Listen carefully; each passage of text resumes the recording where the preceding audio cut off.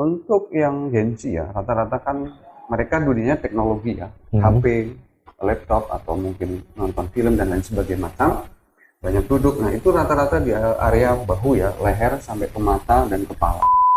Apakah dengan stretching dapat menghindari cedera? Tidak. Orang yang stretching dapat kena cedera juga. Tapi bedanya dengan mereka yang tidak stretching, pemulihannya lebih cepat. Ya, sambil nunggu Mas Nana kita Boleh, silahkan duduk di sini Mas. Nah, ya sambil kita nunggu Mas Nana pijit mungkin baca duduk saja. duduk aja Mas. Oke.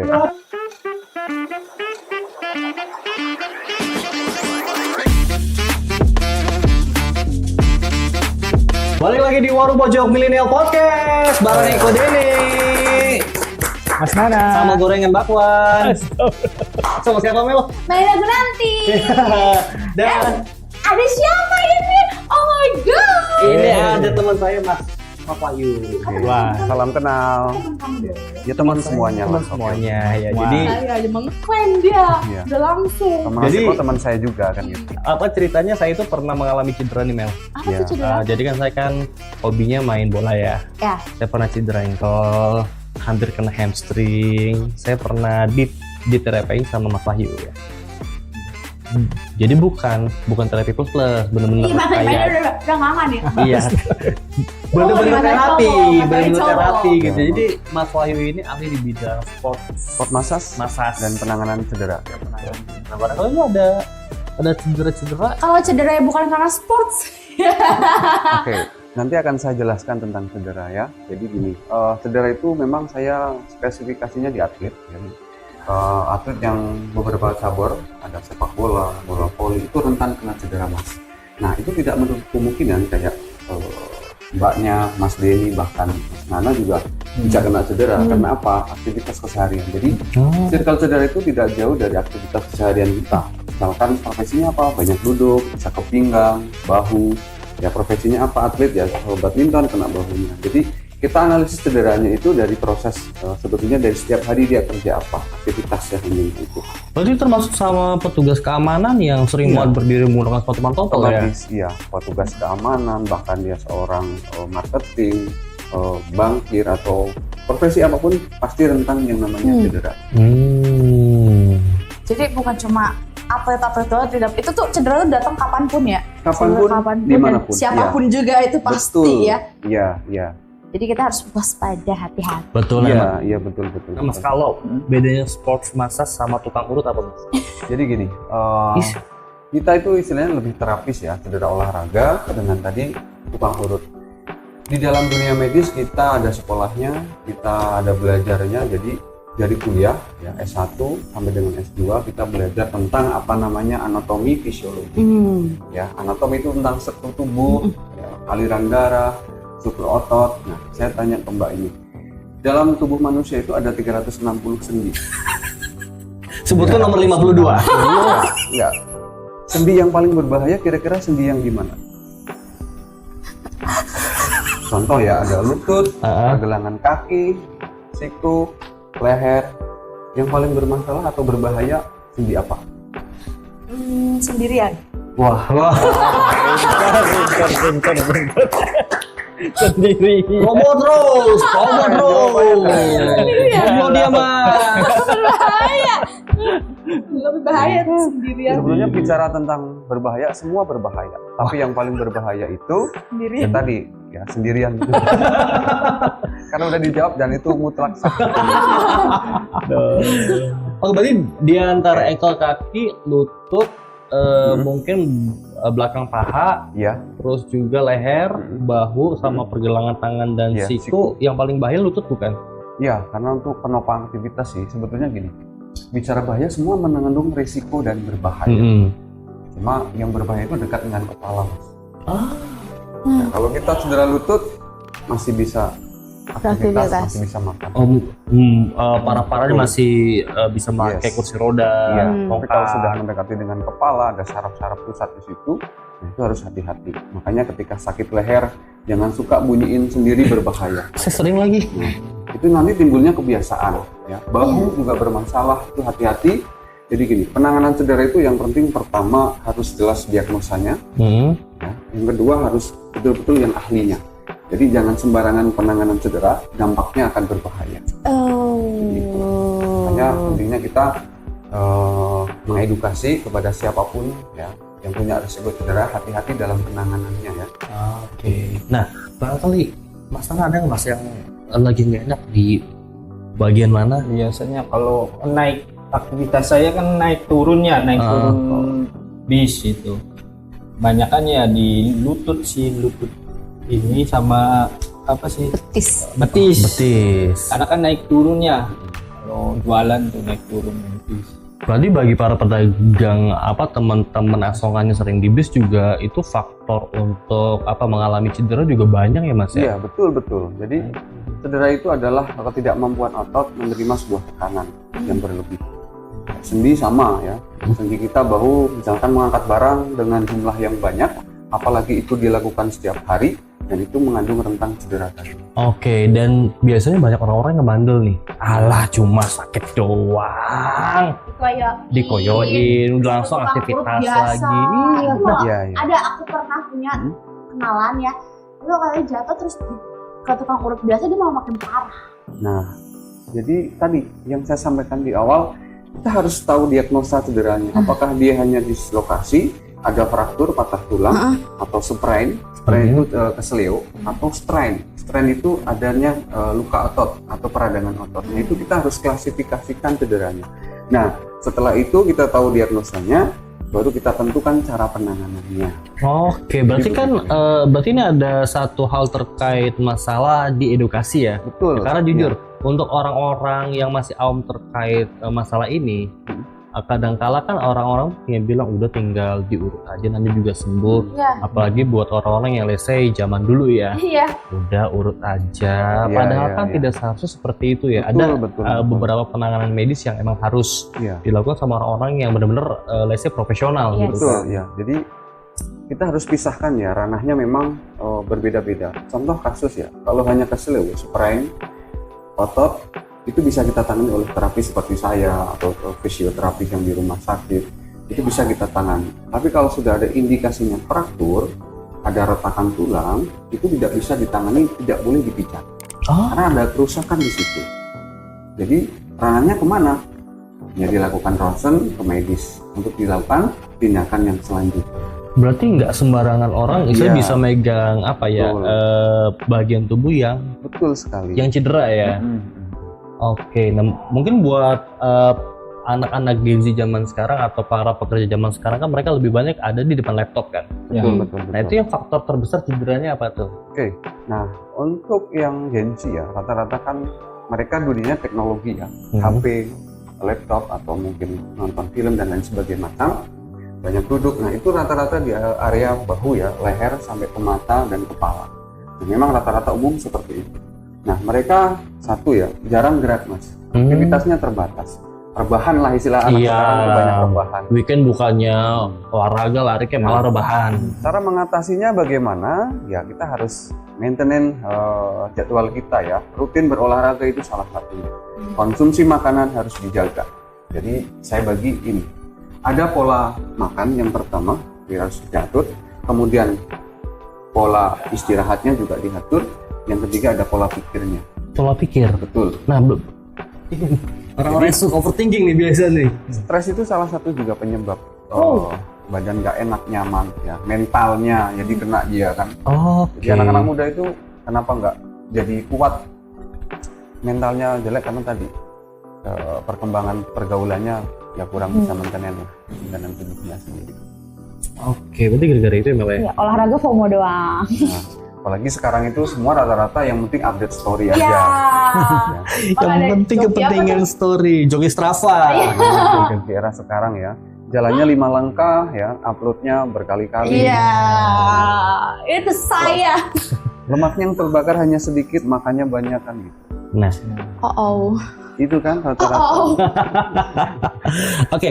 Kalau Mas Wahyu kan selain bisa sport masak juga bisa pijat kretek ya, bukan Iya, plus, reposisi, pijat betul. kretek. Nah, kalau zaman sekarang kan kalau kita lihat di media sosial pijat kretek itu kan bisa dibilang lagi viral, Iya. lagi jadi FYP Ah, terus ah. ya. Nah, sebenarnya pijat kretek itu secara sains gimana Mas? Karena kan banyak orang-orang yang masih ngedecline kalau diketek Pak nanti bakal sakit lagi, Iya. bakal nambah parah. Iya, Nah, itu kalau berbahaya. secara sains itu Oke. seperti apa? Kita jelaskan ya, ini sebagai edukasi juga semua bahwa kretek atau istilahnya chiropractic itu adalah disiplin ilmu bagaimana metode terapinya itu menggunakan manipulasi atau gerakan tertentu menggunakan tangan.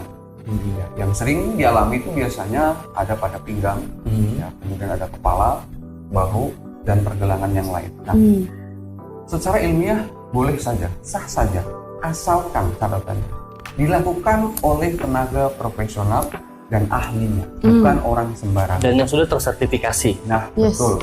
Jadi jangan sembarangan. Kadang mohon maaf di era sekarang hanya melihat YouTube, Ya, ya, tinggal belajar hanya gini-gini. dari YouTube, di rumah dipraktekkan sendiri. Itu Nah, kemudian dalam melakukan chiropractic itu ada kontraindikasi namanya. Jadi hal-hal yang tidak boleh dilakukan untuk chiropractic atau kretek tadi. Contoh, dia punya ada sakit jantung, Oh, itu tidak nggak boleh. boleh. Ya, kemudian ada misalkan tensinya tinggi. Kenapa? Sebelum kita melakukan chiropractic ada tensi dulu atau ditanya riwayatnya ada tensi enggak, gula darahnya bagaimana. Nah, itu untuk melakukan adjustment tadi kita harus betul-betul aman. Jadi make it safe. Yang pertama itu keamanan pasien. Jadi Itu yang jangan paling penting sampai ya. kita lakukan niatnya pengen sembuh, pulang malah jadi sakit.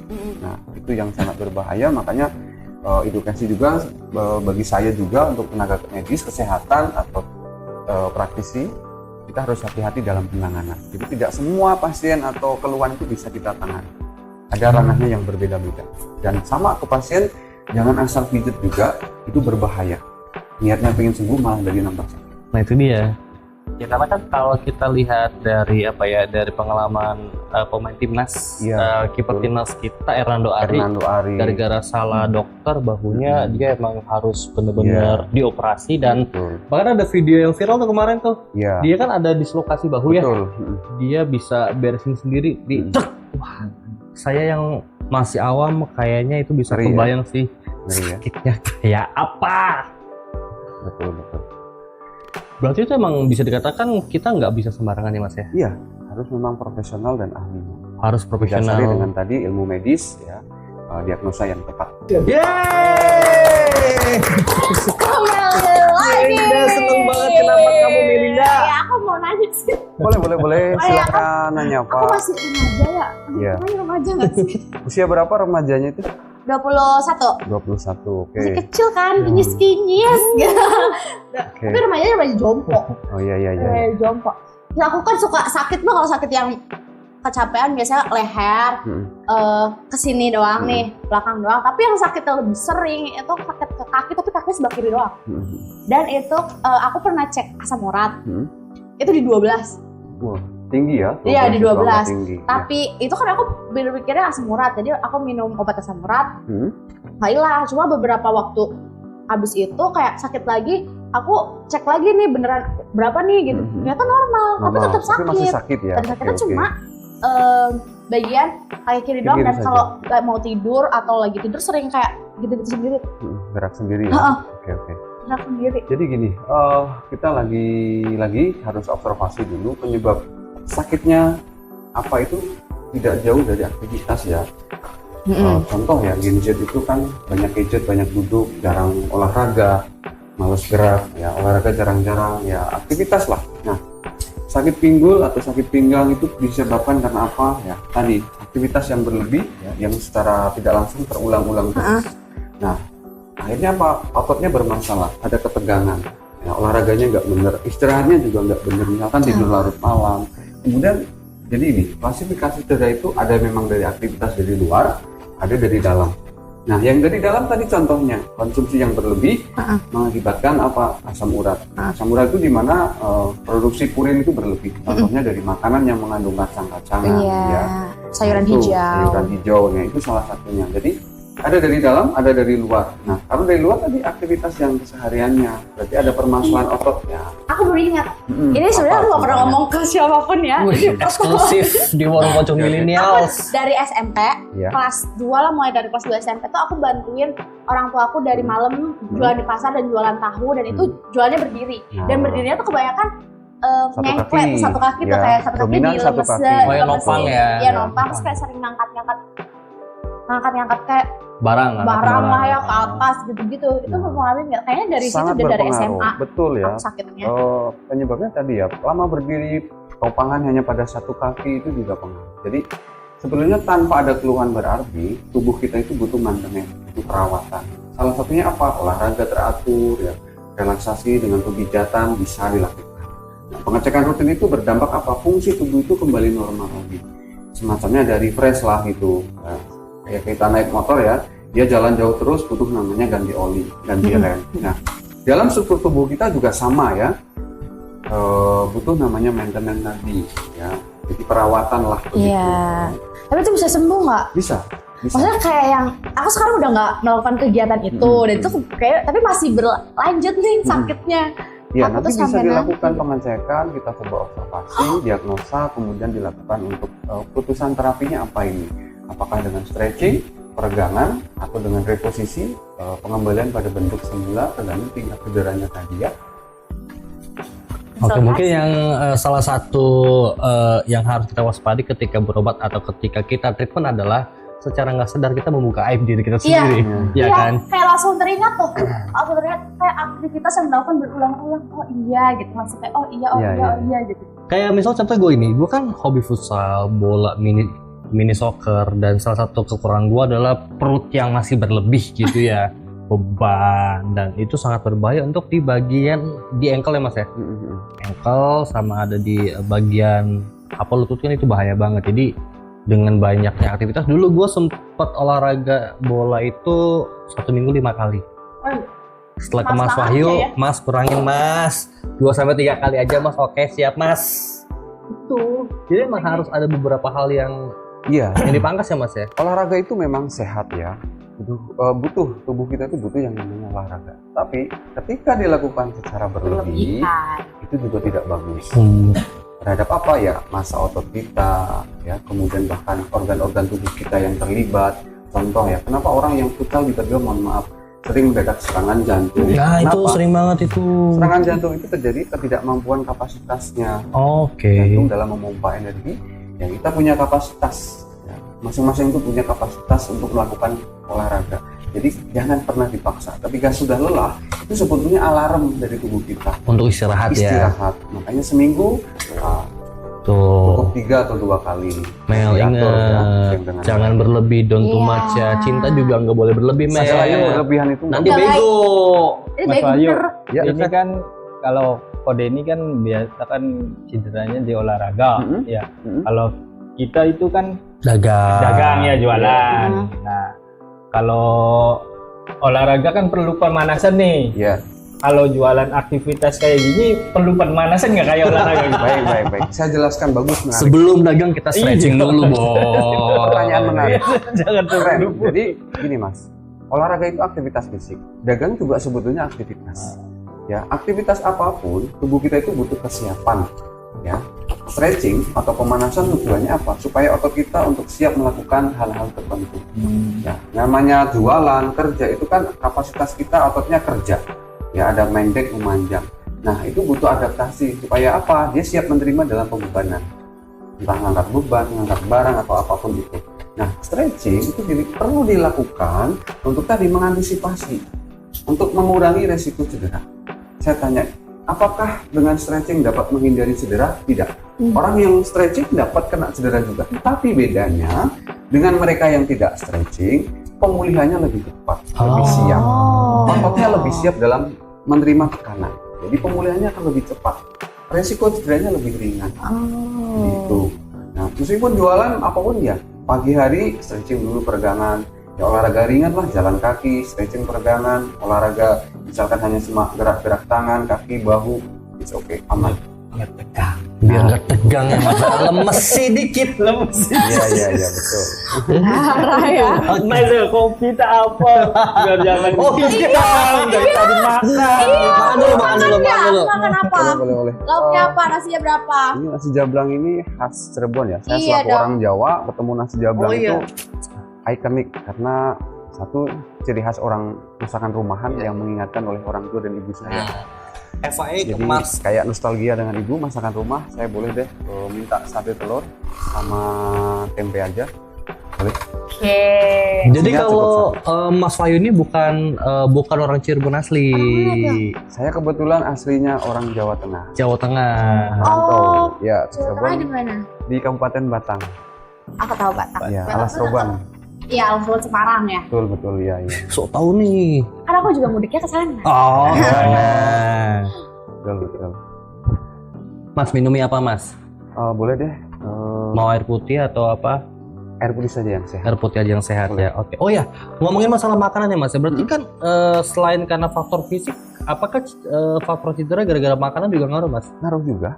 Betul. Jadi ya terima kasih. Oke. Jadi gini, makanan itu juga pengaruh ya terhadap tubuh kita. Makanan yang berlebih apalagi tidak bisa kita kontrol. Contoh ya, kandungan kayak tubuh kita butuh yang namanya protein, karbo, lemak dan sejenisnya. Ketika itu dikonsumsi sesuai dengan porsinya dan sesuai dengan kebutuhan aman. Aman ya, harusnya masalah. ya. Ya, contoh kita makan sate kambing, aman nggak? Aman sebetulnya. Ketika dikonsumsi sesuai dengan takarannya. Yang tidak aman itu ketika dikonsumsi secara berlebih. Sekali makan langsung 5 kodi. Wah, enggak 5 kodi juga. Kan Minumnya 100% apalagi banget. manis, Gula. Nah, harusnya minumnya yang air putih ya, didampingi oleh makanan yang bisa menurunkan kadar kolesterol atau kadar-kadar darah yang tinggi. Gitu. Berarti banyak faktornya ya. Apa Iya, selain faktornya. tadi dari fisik, dari makanan, Makanan. mungkin juga terkait masalah umur nih Mel. Ya karena jujur saya kan kepala 3 ya, jadi saya sudah merasakan di umur gimana? Di bawah umur 30 tuh ngerasa badan tuh masih seger. Ayo mau bola seminggu 5 kali gas, mau jalan-jalan ke Bandung langsung gas. Bahkan saya pernah satu waktu saya nggak olahraga selama setengah tahun. Secara tiba-tiba naik gunung Cermai. Dan itu masih oke kondisinya. Kalau sekarang mungkin ya enggak ya. Ya, Berarti berarti tua ya. Berarti faktor umur juga mempengaruhi terkait tentang metabolisme tubuh ya. Betul. Jadi dalam usia itu kita harus tentukan jenis olahraga yang aman. Ya, artinya apa? Kita harus tahu umur usia. Tidak semua usia itu bisa melakukan olahraga contoh sepak bola. Ketika sudah mungkin usia di atas 50 itu tidak disarankan. Meskipun boleh tapi tidak disarankan. Karena apa? Kaitannya dengan kedaya tahan fisik ya. Jantung terutama dalam melakukan pemompaan ketika di aktivitasnya berlebih, berbahaya. Sangat rentan risiko. Nah misalkan anak umur 3 tahun boleh main bola nggak? 3 tahun boleh. Ya tadi, kalau anak-anak itu kita lebih pendekatannya ke bermain ya, bukan ke fisiknya. Kasih bola, hanya tendang-menendang, main tidak masalah. Justru olahraga itu bagus untuk perkembangan motoriknya. Ibaratnya dia itu butuh yang namanya yang organ-organ tubuh itu kita dilatih. Contoh gerak refleksnya, penginderaan,nya pandangannya. Contoh dilempar bola kita bisa langsung nangkap. Instruksi oleh orang tua itu butuh. Cuma ponakan saya kalau suruh nangkap yang paling cepat bukan dilempar bola mas, Apa? dilempar duit. Mana? Om sini om. Ijuk langsungnya. Langsung Cepet coba. Jadi ya kata background saya adalah pengajar, pendidik ya, dosen. Jadi dia tuh belajar tentang fase-fase perkembangan motorik anak. Jadi kita tentukan jenisnya, usianya sebagaimana, nah itu penting. Oke, ini keren banget obrolan kita Iya, di ini berapa hari SKS? ini ya. Berapa SKS? 4 SKS deh kayaknya ya. Oke, tapi yang paling penting adalah kalau pengen konsultasi ke Mas Wahyu, pengen ngelakuin treatment itu harusnya kemana Mas? Boleh, saya tinggal di perumahan Geraha Bukit Ciperna, Blok C3 nomor 10. Atau ada media sosialnya? Ada namanya Wahyu Sport Injury, bisa di follow. Kemudian ada nomor HP di 085 641 085 047. Oke, tinggal kontak situ aja ya. Ya, boleh. Tinggal Yang nanti di berapa follow pulsanya? Instagramnya. Hah? Yang berapa? Ya pasti nggak larut malam sih Mel. Ada aja jawabannya tuh. Nah, aku nanya siapa juga. Iya. Ya. Iya. Oke, ini sebenarnya sangat menarik sekali di hari ini obrolannya. Mungkin kalau Mas Nana ya, mungkin bisa kali ya kita uji coba Boleh. untuk Aduh, pijat kebenaran ini. ya. Kebenaran banget ya. Oke, silakan Mas Nana. Pokoknya sambil nunggu Mas Nana kita Boleh, silahkan duduk di sini Mas. Nah, ya sambil kita nunggu Mas Nana pijat mungkin baca. duduk saja. Duduk aja Mas. Oke. Nah, kita tanya dulu, keluhannya apa misalkan di bahu ya, sering sakit di sini ya, mungkin karena bawa beban gitu ya. Iya, dari sini. Oke. Nah, kita cek dulu mobilitas sendinya ya, fungsi gerak sendinya. Coba tengok ke kanan Mas.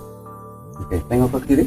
Oke, lebih nyaman mana? Ke kiri kayaknya ya. Iya. Ke kanan agak berat. Ini ada masalah di bahunya. Contoh ini saya tekan ini, nah ini agak keras. Ya, keras. Ada spasme otot namanya. Jadi istilah spasme itu adalah kekakuan otot yang timbul akibat apa? Cedera atau kelelahan bisa. Beban berlebih juga bisa. Yang sini beda. Kita coba adjustment. Oke, relax Mas. Tangannya ditekuk saja, lemas. Lemas saja, lemas. Iya. Satunya ya. Satisfying ya, Iya. Relax saja Mas. tapi agak ngeri-ngeri sedep. Oh. Oke. Tapi jujur buat yang udah pernah pasti ketagihan. Oh. Kita coba rilisnya, kendorkan dulu. Right. Ototnya relax saja ya Mas. Jadi pentingnya dalam melakukan adjustment kita harus diagnosa tepat, kemudian pasien pastikan tidak ada komorbid atau sakit-sakit yang lain. Yang bahaya ya. Yang bahaya yang dapat mengakibatkan penyakit itu bisa timbul atau kambuh lagi. Nah, itu pegang tangan saya belakang ini. Bentar ya, topinya dilepas kayaknya. Oke. Nah, pegang tangan saya ini Mas. Nah, sikunya nutup sedikit. Nah, relax saja lemes. Tarik napas panjang. Buang habis. Relax. Oke. Kita coba cek lagi ya. Cek lagi Mas. Sekarang tengok kanan. Nah, lebih jauh kiri. Nah, lebih enakan Mas. Ya, sip. Oke, aduh, pokoknya kalau yang mau konsultasi sama yang pengen langsung treatment ke Mas Wahyu nanti Boleh, bisa boleh. langsung follow Siap. Instagramnya, bisa langsung kontak nomor HP-nya dan yang Boleh. pasti thank you so much Mas Wahyu Ya, yang main di Warung Pojok Millennials dan Mudah-mudahan sampai bermanfaat untuk jumpa semua. di perjumpaan Siap. berikutnya Mas ya. Oke. Oke, Sangat bermanfaat. sangat menarik sekali ya. Menarik sekali dan pasti ingin tahu di balik layar ya. Ya, tapi ya nanti lihat di Gimana di sini nih? aja Gimana ya. nih? Oke, sampai jumpa di pertemuan berikutnya. Jangan lupa untuk follow Instagram, TikTok, Sosial dan media, juga sosial media kita, subscribe, jangan website, lupa. YouTube di Divipro Media. Media. Saya Kodini pamit. Mas Nana. Ada Gunati dan ada Mas Wahyu. Terima kasih. Sampai jumpa di pertemuan selanjutnya. Terima kasih.